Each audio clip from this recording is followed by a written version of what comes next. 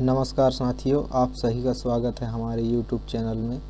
तो दोस्तों, हम कर रहे हैं UGC नेट JRF की तैयारी, जिसमें हम previous year question paper solve कर रहे हैं। दोस्तों, इससे पहले हमने 4, 5, 6 प्रीवियस ईयर पेपर हिंदी साहित्य सॉल्व कर लिया है। तो आज के इस वीडियो में हम जून 2007 प्रीवियस ईयर क्वेश्चन सॉल्व करने जा रहे हैं दोस्तों, क्योंकि हमारी UGC नेट हिंदी साहित्य यह पेपर के दृष्टिकोण से बहुत ही महत्वपूर्ण हो जाता है कि प्रीवियस ईयर के क्वेश्चन सॉल्व करना बहुत ही ज़रूरी है, जिससे हमें पेपर के पैटर्न, किस तरीके से प्रश्न आ रहे हैं, ये सब की जानकारी हमें इससे मिल जाता है। तो चलिए शुरू करते हैं।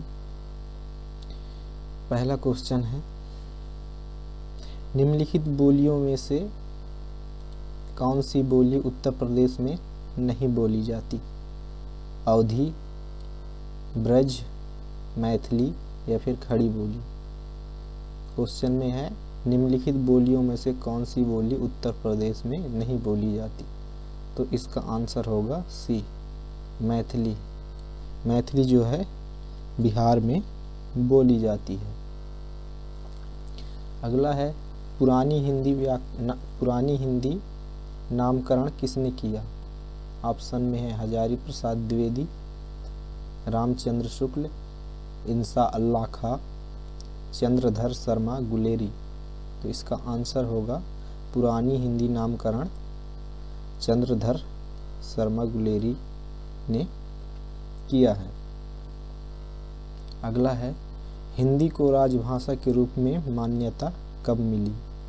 26 जनवरी 1950, 14 सितंबर 1949, 15 अगस्त 1947 या फिर 14 सितंबर 1955।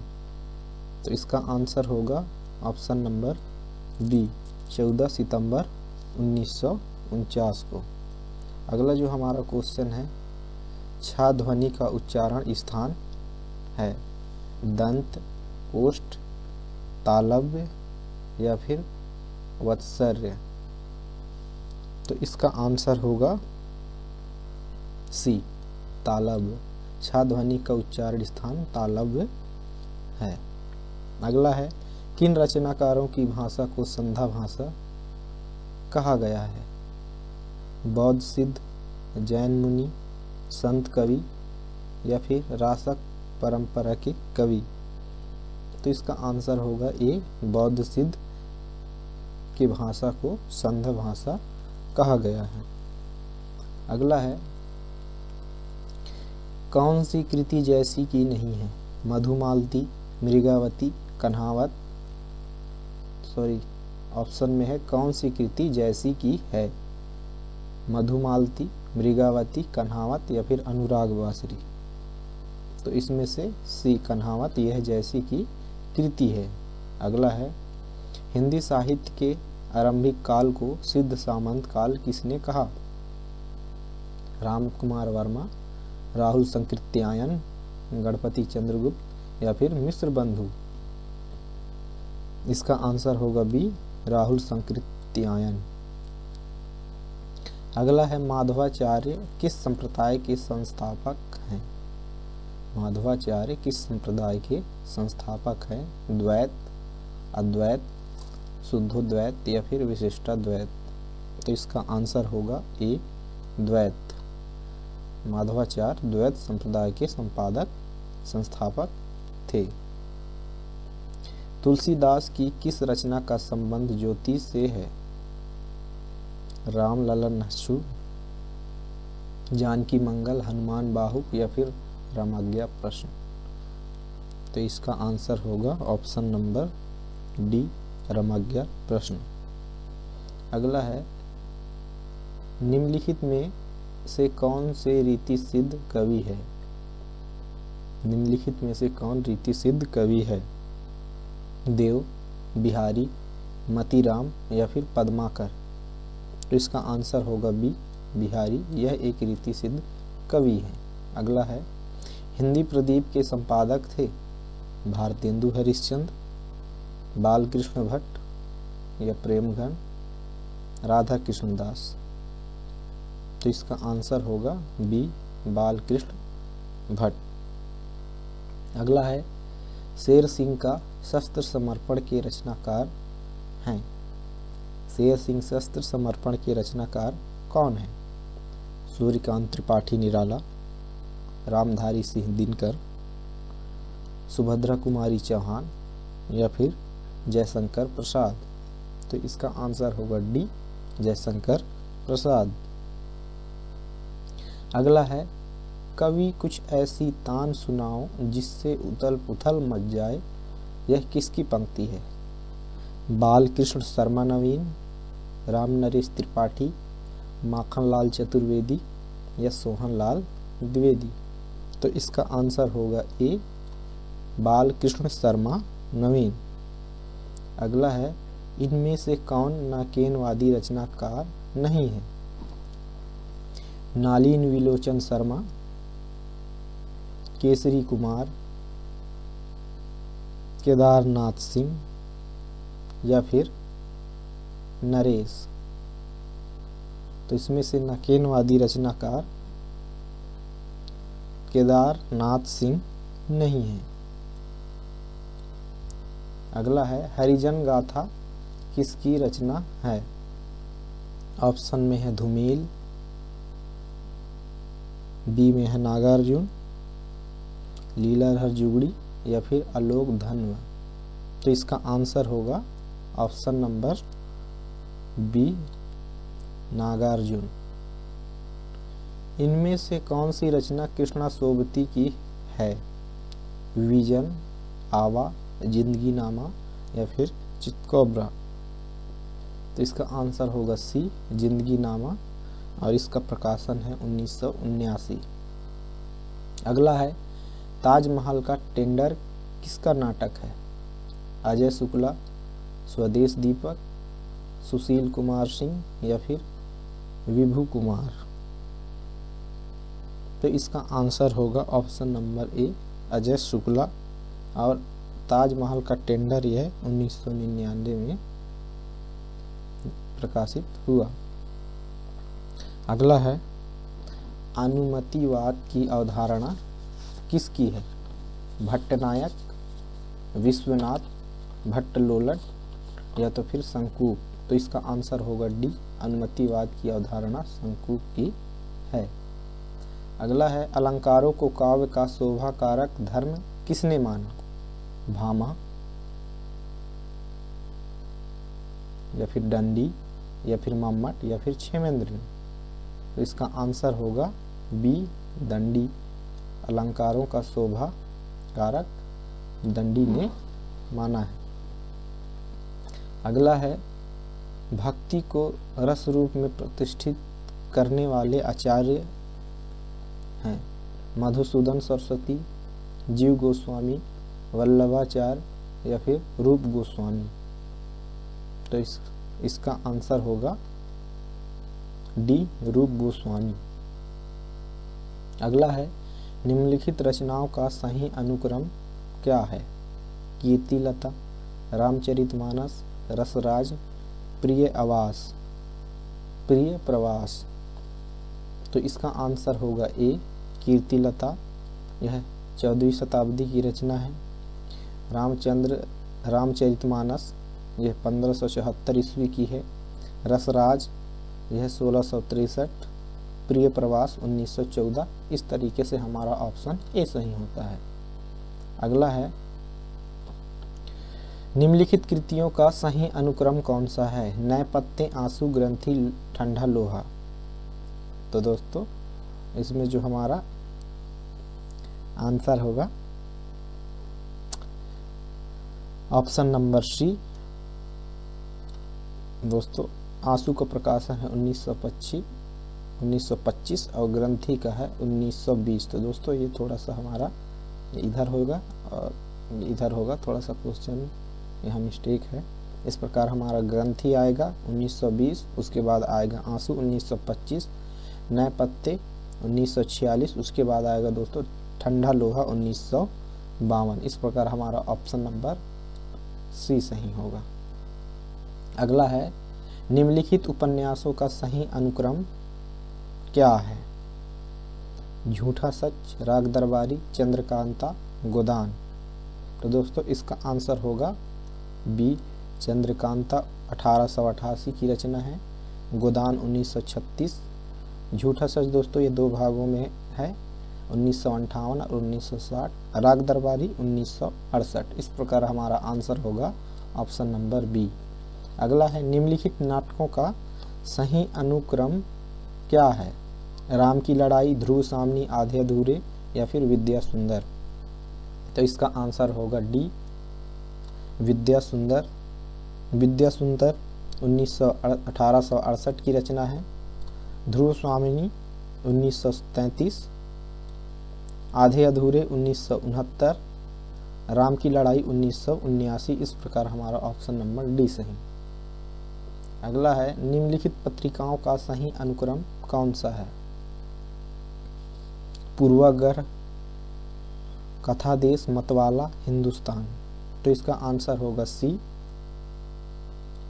मतवाला 1923, हिंदुस्तान 1936, पूर्वाग्रह 1974 और कथा देश 1997। इस प्रकार हमारा ऑप्शन नंबर सी सही होता है।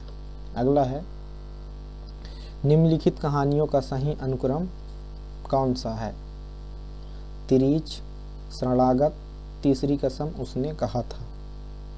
तो इसका आंसर होगा सी, उसने कहा था 1915, शरणागत 1955, तीसरी कसम 1956 और तिरीच 1989। इस प्रकार हमारा ऑप्शन नंबर सी सही होगा।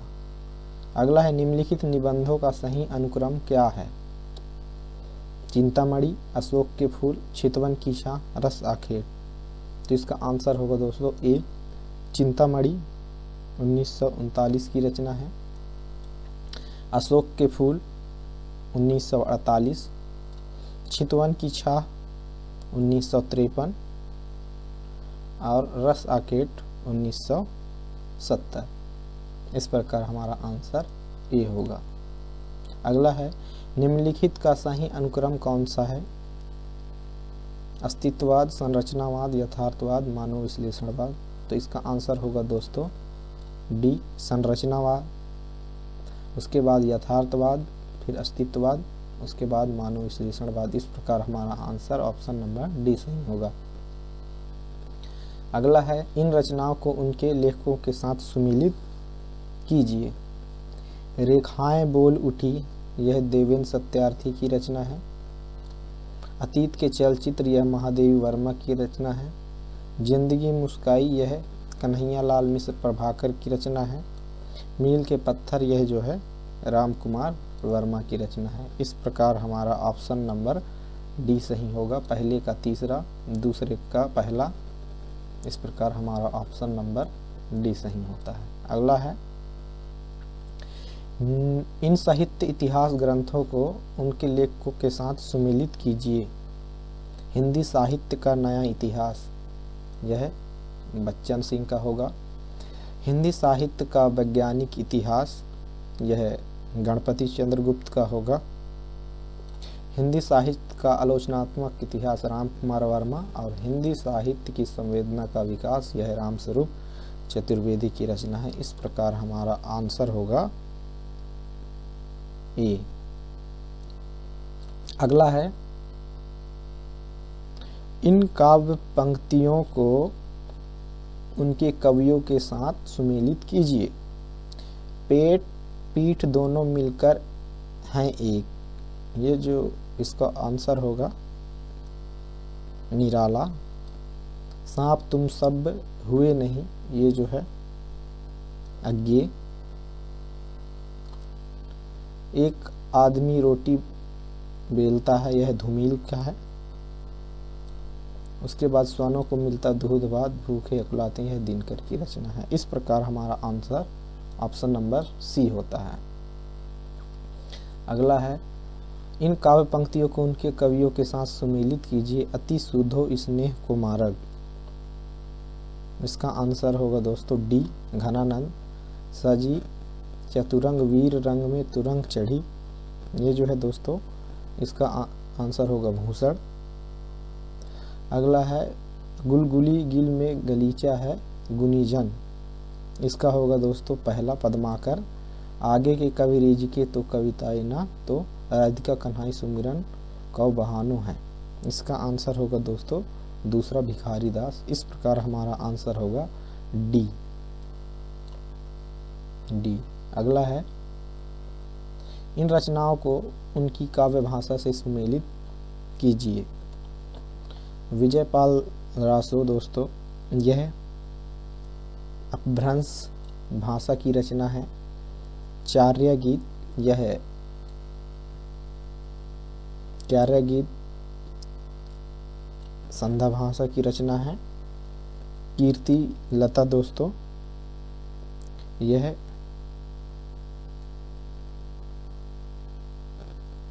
मैथिली की रचना है दोस्तों।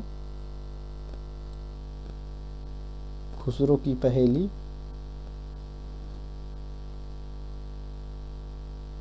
दोस्तों यह हिंदवी की है। इस प्रकार हमारा आंसर होगा दोस्तों सी। अगला है इन संस्थाओं को उनके स्थानों के साथ सुमेलित कीजिए। नागरी पचाड़ी सभा दोस्तों यह काशी से, साहित्य अकादमी दिल्ली, एसोसिएट सोसाइटी कलकत्ता, राष्ट्र भाषा प्रचार समिति वर्धा। इस प्रकार हमारा ऑप्शन डी सही होगा। अगला है इन नाटकों को उनके नाटककारों के साथ सुमेलित कीजिए। ऑप्शन में है कोमल, गांधार, ये होगा शंकर शेष, मुक्ति का रहस्य लक्ष्मी नारायण मिश्र, कर्फ्यू ये होगा लक्ष्मी नारायण लाल, और माधवी ये होगा भीष्म साहनी। इस प्रकार इसका आंसर होगा ए। अगला है इन चरित्रों को उनके नाटकों के साथ सुमेलित कीजिए। सुंदरी जो है लहरों के राजहंस, कल्याणी जो है चंद्रगुप्त, उर्वी है पहला राजा, और कनक जो है शकुंतला की अंगूठी। इस प्रकार इसका आंसर होगा ऑप्शन ए। अगला है इन कविताओं को उनके कवियों के साथ सुमेलित कीजिए। परिवर्तन यह पंत की है, यमुना के प्रति यह निराला, पिसोलों की प्रतिध्वनि प्रसाद, सोन मछली अज्ञे। इस प्रकार इसका आंसर होगा ऑप्शन नंबर सी। अगला है निम्नलिखित पत्रिकाओं को उनके संपादकों के साथ सुमेलित कीजिए। पहल ज्ञान रंजन, वसुधा कमला प्रसाद, तद्भव अखिलेश, कथाक्रम शैलेंद्र सागर। इस प्रकार इसका ऑप्शन नंबर बी सही होगा। अगला है स्थापना और तर्क से संबंधित। मिथक सामूहिक जीवन का संचित अनुभव है। तर्क में दिया है क्योंकि इसे सामाजिक स्तर पर विश्वास का व्यापक आधार प्राप्त होता है। ऑप्शन है सही, गलत, गलत, सही और दोनों सही, ए आर दोनों गलत। तो ऑप्शन नंबर इसका सी सही होगा, ए आर दोनों सही। अगला है उत्तर आधुनिकता के अनुसार तकनीक मनुष्यता की शत्रु है क्योंकि इससे मानव की नैसर्गिकता समाप्त हो गई और उसका अपनी प्रकृति से अलगाव हो गया। ऑप्शन में है ए आर दोनों गलत, ए सही आर गलत, ए गलत आर सही, डी में है ए आर दोनों सही। इस प्रकार हमारा आंसर होगा डी, ए आर दोनों सही। अगला है संसार में मनुष्य जाति के बीच कविता हृदय के भावों को लेकर ही उठी है। यह धारणा आज तक चली आ रही है क्योंकि कविता का संबंध कल्पना से है, यथार्थ से नहीं। ऑप्शन में है ए आर दोनों गलत, ए सही आर गलत, ए आर दोनों सही, ए गलत आर सही। तो इसका आंसर होगा ऑप्शन नंबर बी, ए सही आर गलत। अगला है काव्य की आत्मा रस है और गुण रस के धर्म है क्योंकि गुण रस के उपकारक हैं। ऑप्शन में ए सही आर गलत, ए आर दोनों सही, ए आर दोनों गलत, ए गलत आर सही। तो इसका आंसर होगा option number B, A R दोनों सही। अगला है खंड काव्य में जीवन का खंड चित्र प्रस्तुत किया जाता है, इसीलिए यह चरित्र काव्य का एक विशेष भेद है। ए आर दोनों गलत, ए गलत आर सही, ए सही आर गलत, ए आर दोनों सही। तो इसका आंसर होगा डी, ए आर दोनों सही है। अगला है जिस नायिका के शरीर में नव यौवन का प्रवेश हो रहा हो उसे मुग्धा नायिका कहते हैं और उसमें लज्जा भाव बड़ा प्रबल होता है, इसी कारण उसे परकीय नायिका की कोटि में गिना जाता है। ऑप्शन में है ए सही आर गलत, ए गलत आर सही, ए आर दोनों गलत, ए गलत आर अंशतः सही। तो इसका आंसर होगा ऑप्शन नंबर ए सही आर गलत। अगला है रूपक में कार्यावस्था एवं अर्थ प्रकृति को मिलाने वाला तत्व संधि है क्योंकि कथांशों का संबंध एक ओर अर्थ प्रकृति से होता है तो दूसरी ओर कार्यावस्था से। ए सही, ए गलत आर सही, ए सही आर गलत, ए आर दोनों गलत, ए आर दोनों सही। तो इसका आंसर होगा ए आर दोनों सही। अगला क्वेश्चन देखते हैं सदाचार किन प्रवृत्ति परावर्तित सदाचार किन से परिवर्तित होता है? प्रेम और भक्ति द्वारा, भक्ति और धर्म द्वारा, धार्मिक भावना या फिर ज्ञान और भक्ति के द्वारा। तो इसका आंसर होगा डी, ज्ञान और भक्ति के द्वारा। भक्ति द्वारा परिवर्तित सदाचार का अनुष्ठान कैसे होता है? आनंद से और हृदय से, कष्ट से, किंतु हृदय से ज्ञान और हृदय से भक्ति और ज्ञान से। तो इसका आंसर होगा ए, आनंद और हृदय से। अगला है ज्ञान द्वारा परिवर्तित सदाचार का पता कैसे लगता है? हृदय को साथ लेकर, कष्ट पूर्वक हृदय को दबाकर या फिर प्रेम पूर्वक हृदय को दबाकर, बुद्धि के प्रयोग द्वारा। तो ये इसका आंसर होगा कष्ट पूर्वक हृदय को दबाकर। अगला है कर्तव्य और शील का कौन सा आचरण सच्चा है? जो ज्ञान और बुद्धि से युक्त हो, जो हृदय और बुद्धि से युक्त हो, जो आनंद और हर्ष से युक्त हो, जो कर्तव्य ज्ञान से युक्त हो। तो इसका आंसर होगा ऑप्शन नंबर सी, जो आनंद और हर्ष से युक्त हो। अगला है हृदय की वह कौन सी स्थायी दशा है जो सदाचार को प्रेरित करती है? प्रेम दशा, शील दशा, ज्ञान दशा, भक्ति दशा। तो इसका आंसर होगा बी, शील दशा। तो दोस्तों आज हमारे यहाँ क्वेश्चन पूरा होता है। आगे की कड़ी में हम दिसंबर 2007 की क्वेश्चन सॉल्व करेंगे। आपको यह वीडियो कैसा लगा ज़रूर कमेंट करें। हमारे वीडियो को लाइक करें, शेयर करें, सब्सक्राइब करें हमारे चैनल को। धन्यवाद।